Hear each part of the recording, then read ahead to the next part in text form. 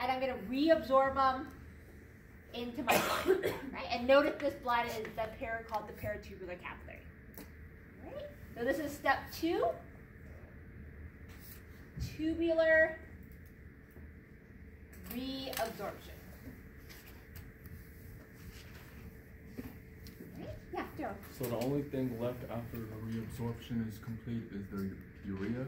Yeah, so we're going to see some of the urea is still going to be in my tubules to urinate out. And in fact, we'll find out later on, we actually even do reabsorb some of the urea. And remember, 125 cc's of filtrate come through, and of that 125 per minute, we reabsorb 124 of it. So we do reabsorb the majority of the things that end up in our tubules. Okay. And this is actually just the first part of tubular reabsorption.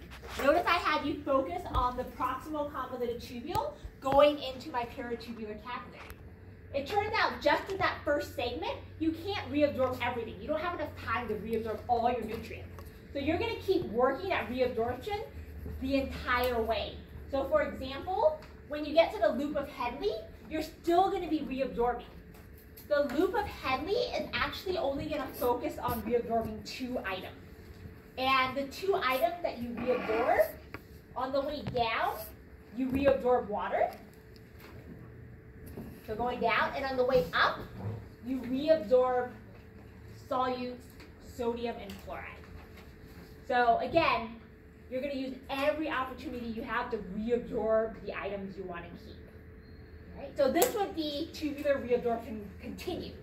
So this is the first step. After that, you want to reabsorb water from here to the vasa recta. Then you want to reabsorb sodium and chloride from the loop of Headley, again, into the vasa recta. So we continue our reabsorption. Right. Then, when we get to the distal convoluted tubule, we're still working on reabsorbing. We're not finished yet. There's still some nutrients that we haven't gotten back yet. So when we get to the distal convoluted tubule, we're still working on reabsorbing. In fact, we're going to reabsorb still some more sodium. So there's still sodium in our tubules. We're going to take that in. But this time, we're going to need a little help with the hormone. The hormone aldosterone is going to help us reabsorb the sodium from our distal convoluted tubule back into our blood. And importantly, what we've learned from lab last week is we're able to reabsorb sodium. Remember, based on osmosis, water is naturally going to follow where sodium goes. And that's why having, for instance, Gatorade, right, with some sodium in it, helps us rehydrate a little better, because the sodium gets reabsorbed into our body and our blood, and the water will follow that, so we can reabsorb and keep some water. Right? So again, that was part of our lab last week. Then finally, when you get to the last segment, the collecting duct, it's our last opportunity to reabsorb. Remember, at the end of the collecting duct, if we haven't reabsorbed it, then it's gone as urine waste. The last thing we're going to try and reabsorb is a little more water. We're going to try and keep as much water as possible. So when we get to the collecting duct, we'll reabsorb the last of our water, but we'll also need help using a hormone. And the hormone we're going to use to help us reabsorb water here is called anti-diuretic hormone. So fortunately, it's named appropriately because you see the word diuretic in there. What does it mean if something's a diuretic? Yeah, it makes you urinate, right? If something's a diuretic, it causes you to urinate more. So anti is against urination. So anti-diuretic hormone helps you not urinate. In other words, it helps you keep your water. And how it does so is actually pretty interesting. It's pretty cool. What it does is, if you look here at this little vesicle, and you see these little kind of purple or blue lines, those are channels that are called aquaporin. So based on the name, aqua, what is that? Water. And a pore is a hole. So aquaporin is a water hole, or a hole that water can come into. So what happens is when you have ADH, it inserts these aquaporin channels into the collecting duct.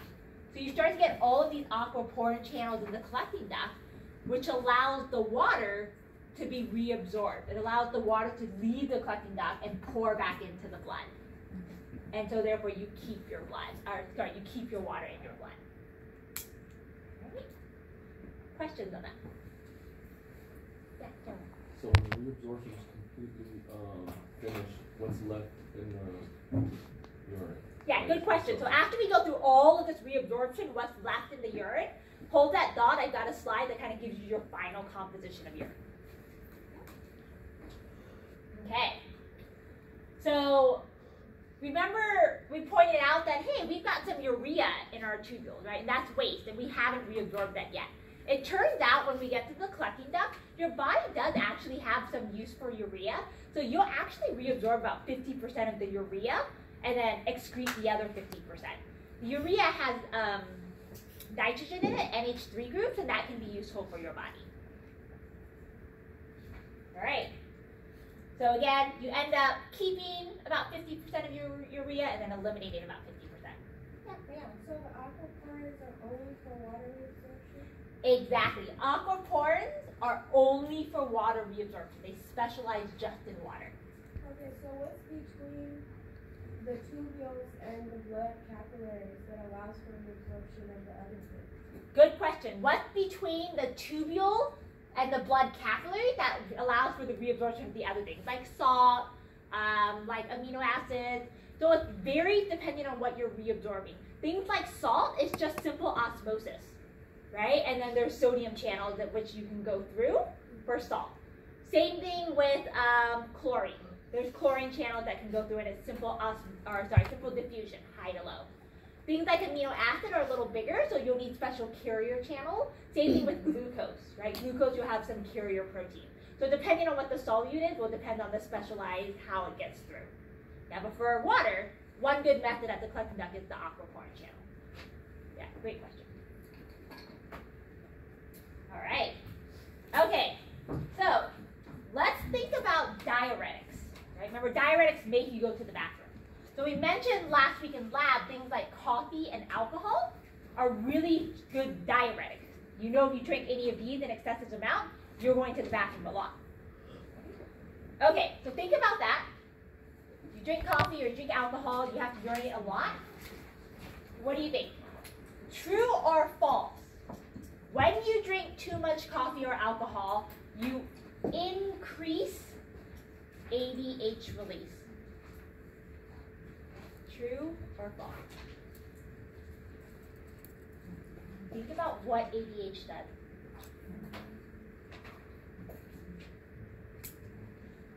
A few more minutes about that. Okay, final vote, 1, 2. Okay, I'm seeing the majority of you guys are saying 2, which is the correct answer. Yep. What should ADH do again? Retain water. Stop urination, right? Anti-diuretic. If you increase ADH, you're not going to urinate, right? The more ADH you have, the less urination. So what does coffee and alcohol do to ADH? Decrease. It actually inhibits it. Yeah, that's the mechanism in which coffee and alcohol work. They both stop ADH release. And so they basically stopping urination, right? 2 stops means go. Right? So that's how alcohol and coffee actually make you urinate more, is because they inhibit the release of ADH. So you can't reabsorb the water. Therefore, you have more water in your urine. You're going to the bathroom more frequently. Is there like a percent of how much water is in the urine when ADH is inhibited? Yeah, and so is there a percent of how much water is in the urine when ADH is inhibited? I'll show you guys that in healthy urine, about 95% of the urine is actually still water. So if you don't have ADH present, it's going to be greater than 95% water. All right. Okay. Wait. So you're saying it's going to be like 98% water? It'll be a lot higher. Yep, so 95 is your standard, might be up to 96, 97, 98. Yep. So you pretty much just peeing out water. A lot of water. Yeah. And when you urinate really often, you'll notice it's very clear because it's not that much solutes, it's mostly water. Which is not good, that's going to dehydrate you. Right? Which is why after you drink a lot of alcohol, you have the dehydration headache because you basically just urinated out all your water. Yep. Okay, so at home, you guys can make sure you add to your diagram. Add your tubular reabsorption. Remember, we just did the first part at the PCT, but make sure you add in the loop of Henle, you're reabsorbing water and sodium and chloride. At the DCT, you're reabsorbing more sodium. At the collecting duct, you're reabsorbing more water and urea. So again, finish up the tubular reabsorption and show which solutes are moving where. All right, this brings us to our last step, step 3. Tubular secretion. To introduce step 3, let's see what you guys think about this question. True or false? An employer might take a urine sample to test for drugs. True. False. Yep. Definitely true. A lot of times when you sign a contract, right, they'll have a thing and say, hey, we can take any spontaneous urine test at any point in time. Right? Trust me, they're not checking to see, oh yeah, are you healthy? Do you have any glucose in your urine, right? No. They're specifically looking for drug usage. This is why drugs get in your urine, because of step 3. Step 3 is tubular secretion. What does secrete mean? Kind of get rid of or get out, right? Like you secrete tears, you secrete sweat, you secrete oil. Right, so to get out. So another kind of word they use for this is renal plasma clearance. Renal is kidney, plasma is your blood, clearance is the clearance of waste. So in this step, we have an opportunity to clear solutes from the blood, so our peritubular capillary, into the renal tubules to be excreted as urine. In other words, let's take this opportunity to get any waste. So I'm going to just draw it in here, waste. Right? For example, drugs. And now remember, the reason why these drugs are in your blood is because, well, you took them in your body, right? And they were too big to go through that 3 nanometer membrane, right? So this waste is in your blood, but we're thinking, hey, we don't want to keep this. We want to get rid of it. So if it's in my blood, where do I want to put it? In the collecting duct? Yep, I can put it in my collecting duct, right? I can put it in my DCT, right? Sometimes even if it's up here in the waist, I can put it in my PCT, but the goal is make sure it goes into my tubule. So that way, when my drugs get into my tubule, then I'm going to urinate it out. But then because now the drugs are in my urine, that's how the urine test can test for those drug substances.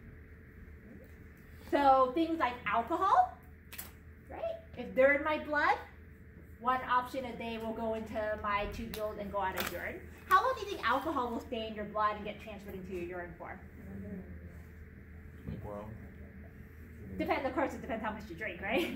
But roughly, if you just have like a glass or two, about 12 hours, right? A little more, about 24 hours. Usually within 1 day, you'll clear out your alcohol. What about drugs like marijuana? A month. Yeah, marijuana is closer to a month. Yeah, of course, how much you take in will depend on how much, but even if you take in just a little bit, within a month, you can still find traces in your blood. You'll still continue to secrete it into your tubules, and you'll still find it in your urine. Yeah. What if you're a passive smoker? So the question is, what if you're a smoker? Passive? Yeah. So I don't think, like nicotine, I don't think that actually shows up in the urine. Like just regular, like smoking nicotine. If you're smoking drugs like marijuana, then that could show up in your blood, for sure. Is there a reason why THC is stays in your blood longer? That's a good question. Is there a reason why substances like marijuana stay in your blood longer? I'm actually not sure, like if it just doesn't, if it dissolves better in your blood, so it's like more stable in your blood. That would be my guess. As a chemical compound, it's more stable, so it stays longer. But I'm not exactly sure of the mechanism as to why. But yeah, but that's very important to know because a lot of you guys are going into the health profession. They're going to be really strict about drug testing. So my husband, he's a cardiac nurse, and we went over to a friend's house once, and the friend was smoking marijuana. And he's like, oh, is this okay? And my husband was like, absolutely not. He's like, if I'm just in the same room as you and you're smoking, I breathe it in, it shows up in my blood, in my urine, and you're going to get fired immediately. So you have to be really careful about that. How about, I don't know if you've ever seen Seinfeld, but there's an episode where she's eating like a poppy seed muffin, and when she takes the test, it shows as opioids. Yep. Is it just like the chemical in the poppy seed, or yep. what's showing up? Yeah. So Yolanda's asking. So on TV, there's an episode in Seinfeld where they're eating poppy seeds, a lot of poppy seeds. So poppy seeds actually has opioids in it. Right? And so, yes, if you take a lot of poppy seeds in, it's that same chemical compound, right? It doesn't have the same exact effect on your body, but it's that same compound that's detected. So that could be a false positive, for kind of an opioid. Yeah, so you gotta be careful of that. Yeah. Okay. Try So I was wondering if it's just the seed or the chemical in a the poppy seed. seed muffin, right? Yeah. Yeah, good question. All right. So that's step 3, your last opportunity, get rid of all of the waste. And again, that'll be a lot of those products that were too big to originally get filtered through. All right, so again, our goal is to get it from the blood, put it into the tubules, and therefore secrete it as waste. So again, the drugs will do that, but also this is your opportunity to get things out of your body, like for example, your urea is imbalanced still. I'm gonna put step 3 here so you guys know. Tubular secretion. So not just drugs, but other things that you might want to get rid of, like again, you need to clear some more urea. Creatinine, remember from that molecule creatinine phosphate that we use for energy? After you use that and you don't need the creatinine, you can expel of that. Uric acid. So again, in general, look at those waste products you have in your blood, secrete them into your tubules and urinate them out. And also not just like recreational drugs, but prescription drugs too, that you'll find like histamine and penicillin. Excess of those or breakdown products of those you'll want to secrete also. All right. And lastly, not necessarily waste, but we'll talk a little bit more about these ions, such as potassium and proton. These aren't so much waste products, but these are more to help actually balance the solutes in your blood and help you balance your blood pH. So let's look at those a little closer. So again, when you get home, you can make sure make sure you have step 3, tubular secretion on your diagram. Use an arrow to draw the direction in which the solutes are moving, so you can give examples of the solutes that move through and which ones are reabsorbed. Okay. All right, so the last chunk that I want to explain to you guys is going back to controlling what's in your blood. Right? The whole point of the kidney was to filter out your blood and make sure your blood is regulated appropriately. And then you get the waste as a byproduct. So electrolytes is one thing that you want to carefully control in your blood. Right? By electrolytes, we're talking about sodium, potassium,